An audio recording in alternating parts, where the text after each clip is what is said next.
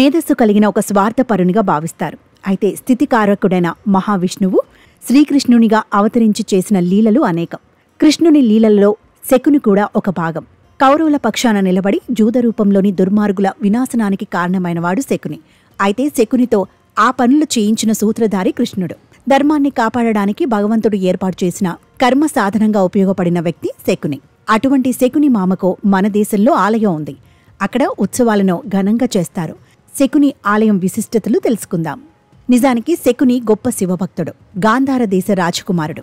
అలనాటి గాంధారమే ఇప్పటి ఆఫ్ఘనిస్తాన్. ఆ దేశపు రాజు సుబలనుని 100వ పుత్రుడు శకుని. సుబలనుని సంతానంలో శకుని, గాంధారి మాత్రమే బతికారు. గాంధారికి తమ్ముడు, కౌరవులకు మేనమామ. శకుని కొడుకు ఊలూకుడు. కురు పితామహుడైన భీష్మునితో గల వైరం వలన తన పగ తీర్చుకునేందుకు కౌరవులతో బంధం ఏర్పరచుకుని కురువంశ సమూల నాశనానికి కారకుడై తన చిరకాల పగ తీర్చుకున్నాడు. చివరికి కురుక్షేత్ర సంగ్రామంలో సహదేవుని చేతిలో హతమయ్యాడు.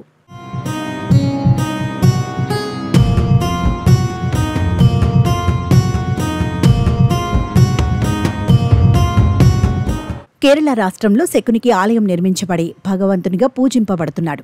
పాండవుల అజ్ఞాతవాస సమయంలో కౌరవులు వారి కోసం దేశాలన్నీ గాలించి వాణ్ణి తుదముట్టించాలని ఆశించారు. అందుకోసం ఈనాటి కేరళ ప్రాంతంలో పగుత్తీశ్వరం ప్రాంతంలో ఆయుధాలు రహస్యంగా దాచి ఉంచారు. ఆ ప్రాంతమే వాడుకలో పవిత్రేశ్వరంగా పిలువబడుతోంది. పవిత్రేశ్వరం సరిహద్దులలో మాయంగోడుమాలన్ సరవుల మనడ అనే ఆలయం ఉంది.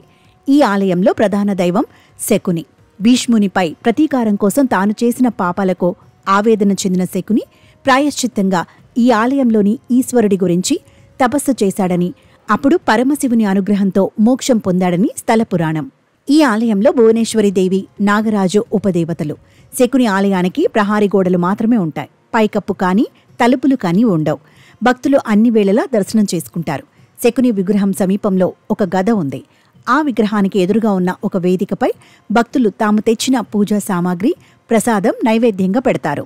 శకుని మంచివాడే. పరిస్థితుల ప్రాబల్యంతో తప్పులు చేశాడని కొన్ని తెగల ప్రజలు శకునిని పూజిస్తారు. ఈ ప్రాంతంలోని దొమ్మరి జాతివారు శకుని తమను కాపాడే దైవంగా నమ్మి పూజలు, ఉత్సవాలు జరుపుతారు. పగవారి వలన తమకు ఎటువంటి బాధలు కలగకూడదని శకునిని వేడుకుంటారు. పొంగల్ను నైవేద్యంగా పెడతారు.